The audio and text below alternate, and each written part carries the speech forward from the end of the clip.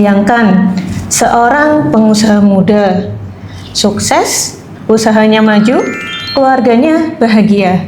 Tapi suatu hari dia mendadak meninggal. Usahanya hancur dalam hitungan bulan. Kenapa bisa begitu cepat runtuh? Karena dua hal yang sering diremehkan oleh pengusaha, yaitu suksesi dan asuransi jiwa. Kali ini kita akan membahas mengenai asuransi jiwa bersama Kak Cecilia. Pagi Kak Cecil. Pagi Mbak Gusnul. Ngomongin soal asuransi nih, saya pernah lihat secara langsung pengusaha profesional itu harus berpulang di usia yang masih sangat produktif. Istrinya yang awalnya dilarang bekerja, seketika itu juga dia bingung. Gak tahu dia harus melakukan apa setelah suaminya itu tiada. Secara experience dan skill bekerja itu masih sangat minim. Ditambah ada tanggungan dua anak yang usianya masih di bawah 5 tahun. Jadi seketika itu juga ekonomi mereka itu runtuh. Karena pencari nafkah satu-satunya sudah nggak ada.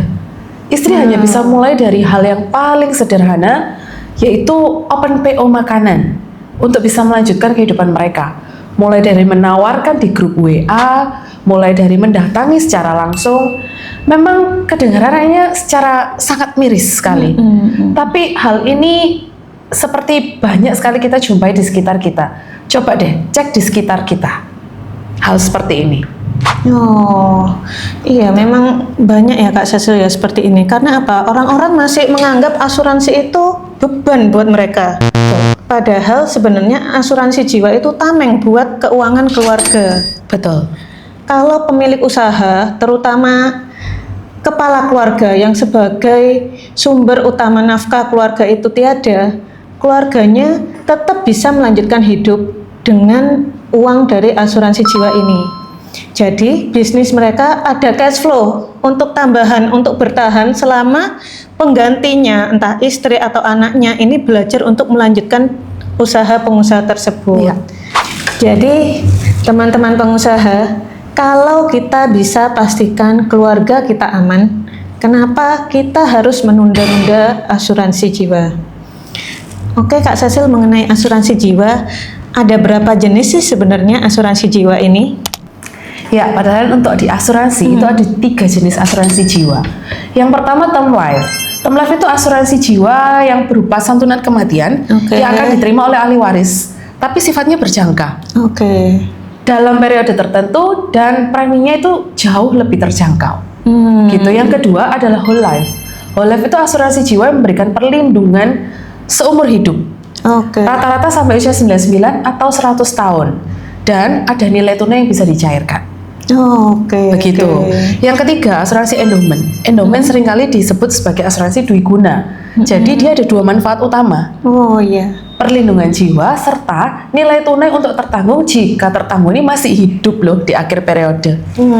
Jadi mana yang lebih cocok untuk pengusaha tergantung strategi dan tujuan finansial kalian masing-masing.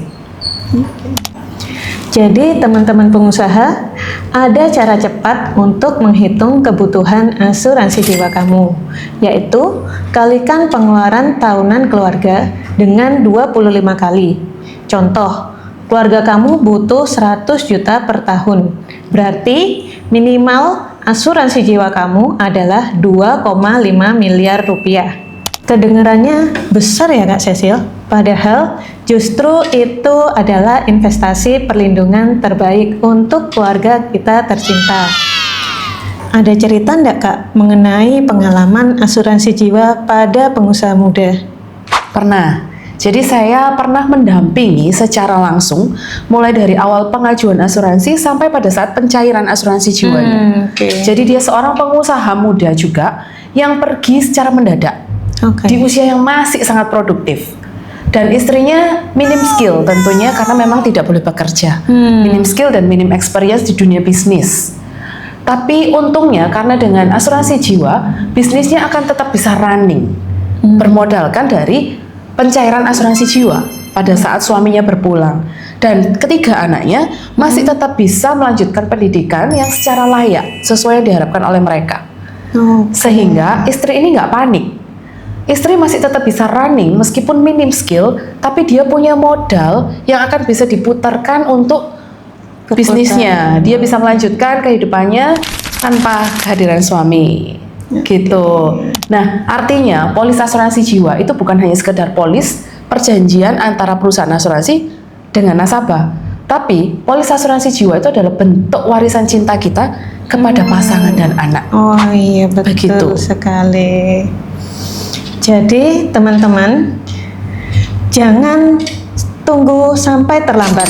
Asuransi jiwa bukan hanya biaya, tapi asuransi jiwa adalah bukti cinta kita kepada keluarga kita dan kelangsungan bisnis kita. Kalau kamu ingin tahu asuransi jiwa yang tepat buat kamu, yuk diskusi bareng kami. Follow channel ini, share ke temanmu, dan klik link di deskripsi ini untuk konsultasi gratis.